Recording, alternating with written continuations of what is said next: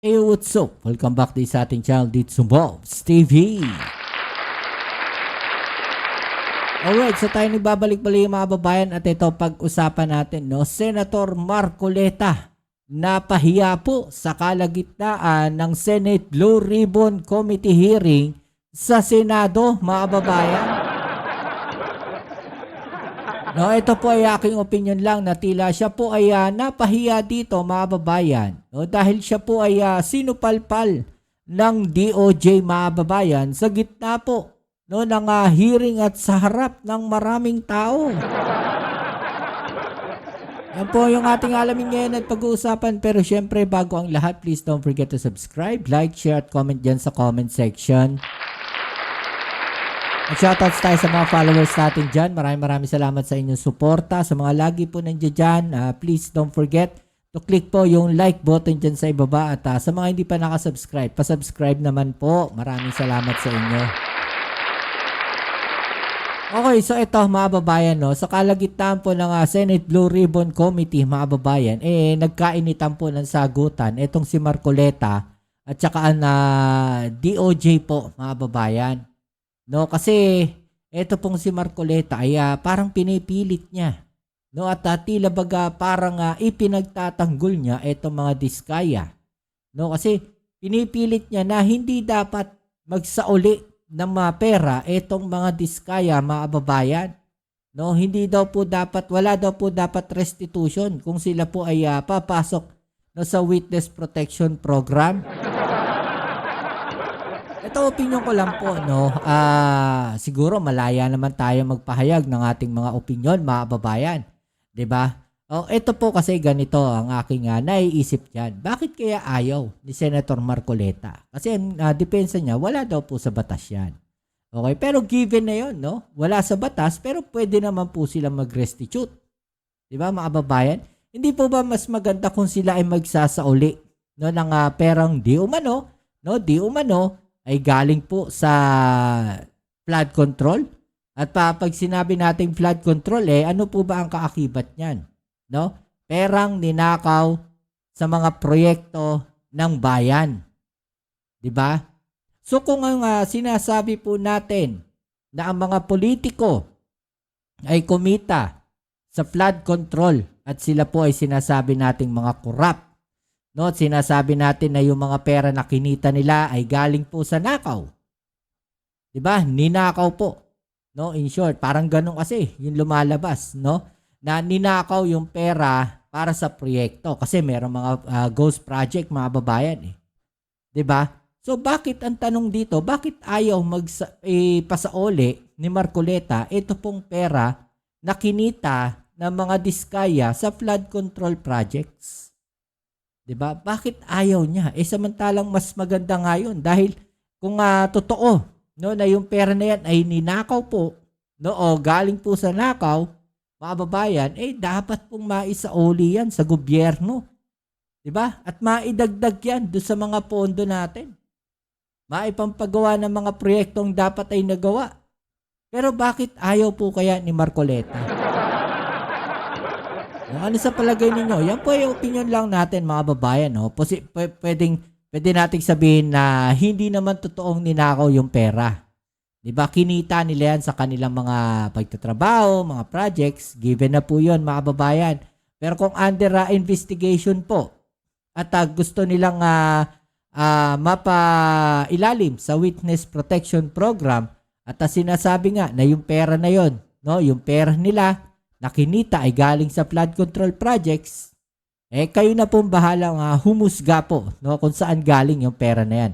But anyway, ito po, panoorin natin itong video na to, mga babayan, para mas makita natin, no, ano nga ba itong mga pinagtalunan ng DOJ at saka ni Marcoleta. Okay? Let's go.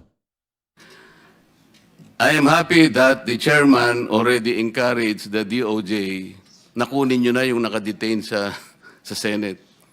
Marami pa raw kaming nakadetain dito para lumugluwag yung aming detention area. Yung ba yung tawag natin, boss? Senate Airbnb ata ang tawag natin dun. O para lumuwag-luwag naman yun, sabi ng DOJ, opo, kukunin namin. Talaga, kukunin nyo? Yes, Mr. Chair. Thank you. Sabi pa nga ng chairman natin, narinig ko kanina, Mr. Diskaya, kayo lahat na makipag-usap na kayo, baka sakaling mag-qualify kayo sa Witness Protection Program. Tama naman yun. Ang problema, Prosecutor Padulyon, ini-insist mo kasi yung restitution, kaya tayo nagkakaroon ng problema. Will you still insist on that?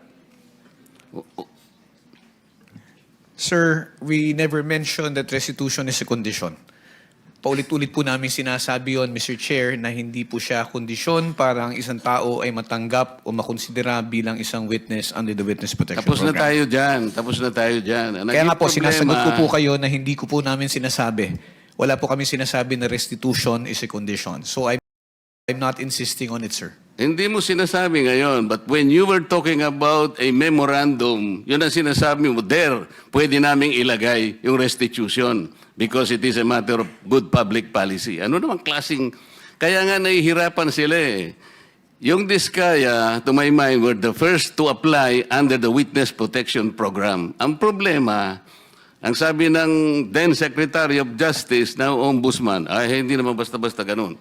Kinakailangan isaulin ninyo yung ininakaw niyo. Ang problema po doon, kung wala namang wala namang korte pa pong nagsasabi kung talagang sila ay nagnakaw o nakapagnakaw, sino pong magkukwenta noon? Tapos ano yung in-explain ninyo under a certain paragraph of the law, merong memorandum na kung saan magkukomply sila doon, doon yung pinipilit yung restitution. And I think some of the potential witnesses that can be processed under that program, nagsipagbigay na ng kung ano-ano eh. Is that the truth? Only those who have been admitted into the program actually returned or made the restitution, sir. Why did they do that? They did that because it was their own initiative, or you required them to do that? It was an agreement between the Department of Justice through the Secretary of Justice, sir, and the witness applicant po. That is the problem. The agreement is based not on the provision of the WPP. Sabi ko nga, kung sinasabi ng WPP, it cannot be a condition. Kahit na sa memorandum, huwag mo ipipilit. Hindi po pwede yun eh.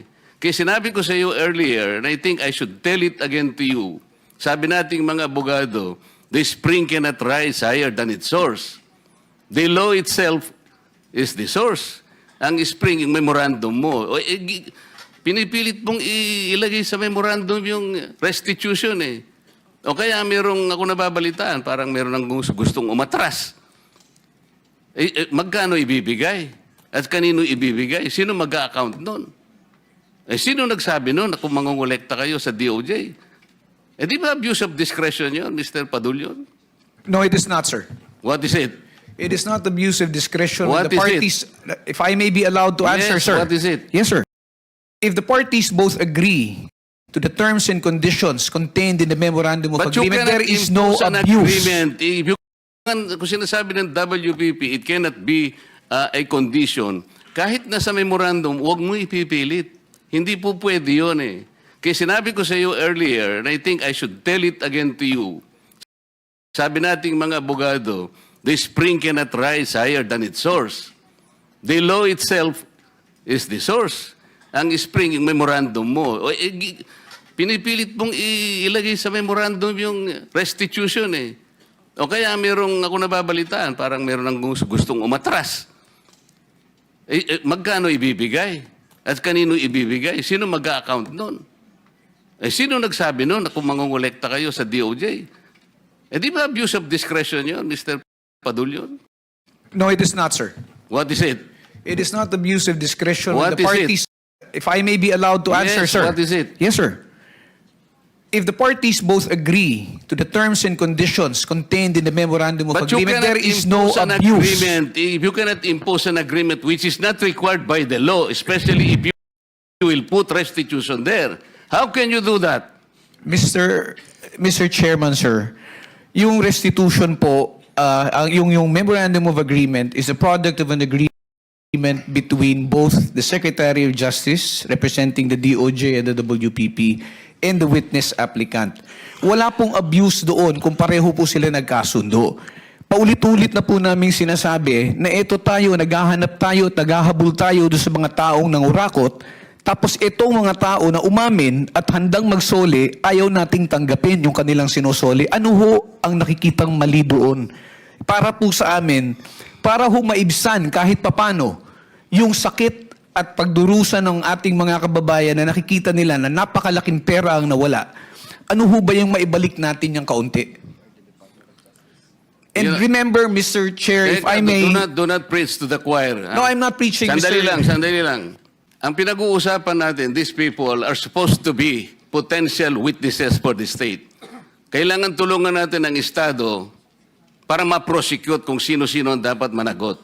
Kaya nga natin sila ilalagda. Mahirap ang gagawin nila. Malalagay sa alangin ang buhay nila. Kaya nga yung witness protection is for them. Sa title na title lang makikita mo, witness protection in interest para sa kanila yon. So yung memorandum of agreement, ay yun ay dahilan lamang para masiguro mo na sila'y makikipag-cooperate. Kasi kahit na sila'y na-approve under the Witness Protection Program, but they will not cooperate based on the memorandum, pwede mo siyang i-discharge eh. Alam mo, the court can still do that.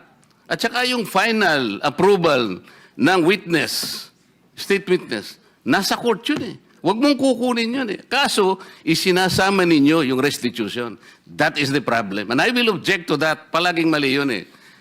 E paano yung kay Diskaya? Pinipilit ninyo na mag-restitute. Sabi niya, ewan ko kung pinag-usapan ninyo. What did they tell you, Mr. Diskaya? Your Honor, kung magkano po ang i-restitute po muna namin. Oh, ano sabi nila? Magkano daw? Ako po, hindi ko po masabi kung magkano po. Kasi para sa akin po, parang kami po ang nanakawan. Parang ibig sabihin, parang modern day na pagnanakaw, ibig sabihin yung nakaw ba? Siya pa ang magbibigay ng pera dun sa ninakawan niya? Parang ganun po. Sabi niya kanina, it's a disagreement between the applicant and the DOJ. Did you agree that you restitute any money to the DOJ? Wala po pang maibibigay po. At saka... Yun na nga, because wala kang maibigay, hindi kanya ipoprocess under the Witness Protection Program. Is that not correct? hindi ko po alam, Your Honor, kung... Mr. Chair, paano to? Ito si Mr. Diskaya, he was the first